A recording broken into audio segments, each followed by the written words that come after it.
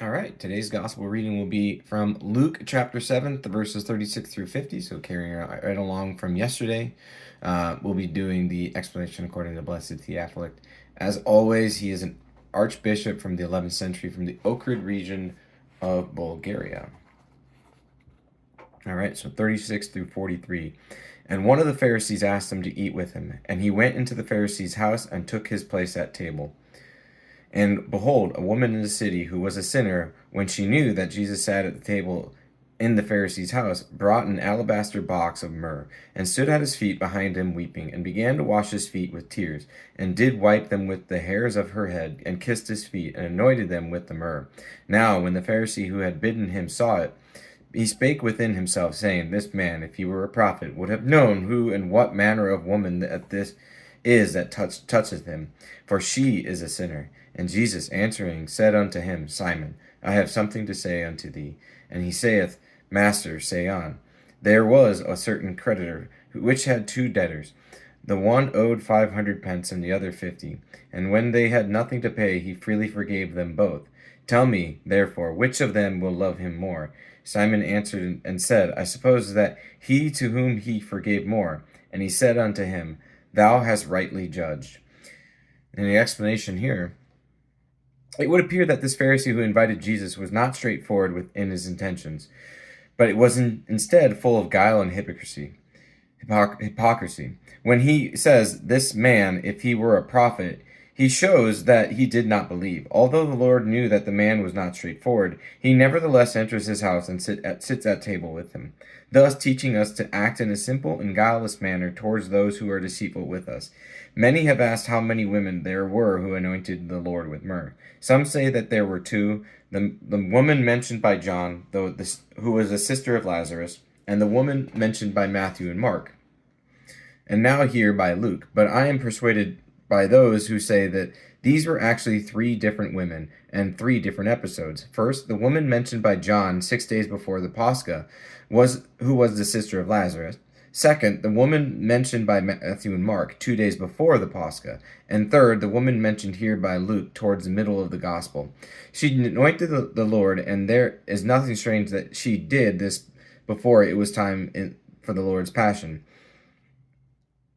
And then the other two anointed him again, close at the time of the Passion, perhaps imitating this woman. Even though the man who invited the Lord to his house in Matthew's account is named Simon as well as the man here in Luke's account, is it so strange that the names are the same?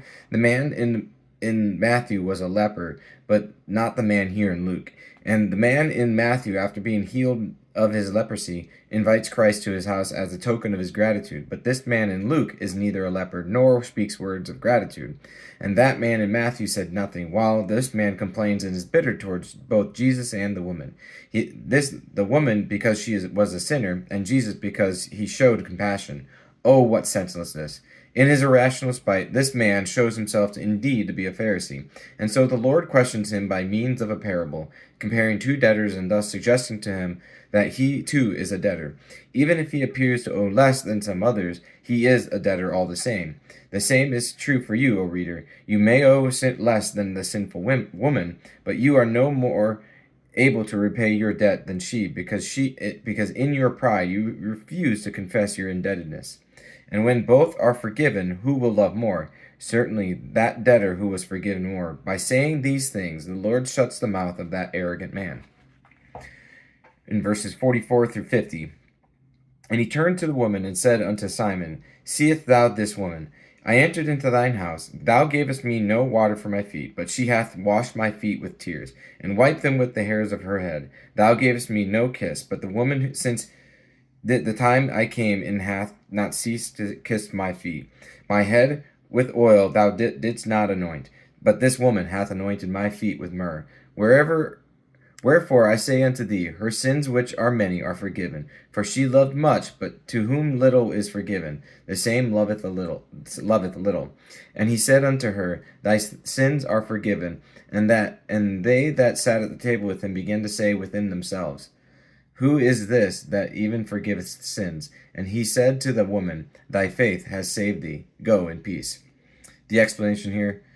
The Lord shows that Simon is both arrogant and foolish. He is arrogant because he condemns the sins of a fellow human, even though he himself is just as human. And he is foolish because he does not understand that the deeds of the woman are signs of her faith and love, which he ought to have welcomed rather than scorned.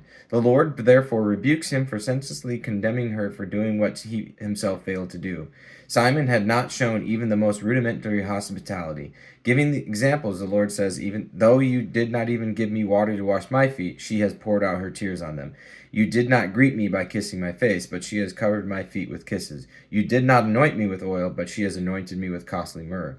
Therefore, because you said that I did not discern that this woman was a sinner, and hence cannot be a prophet, behold, I rebuke the thoughts in your heart. Understand that if I know your thoughts which are hidden, how could I not know that which is public knowledge? Therefore, her sins are forgiven because she loved much, meaning because she showed great faith.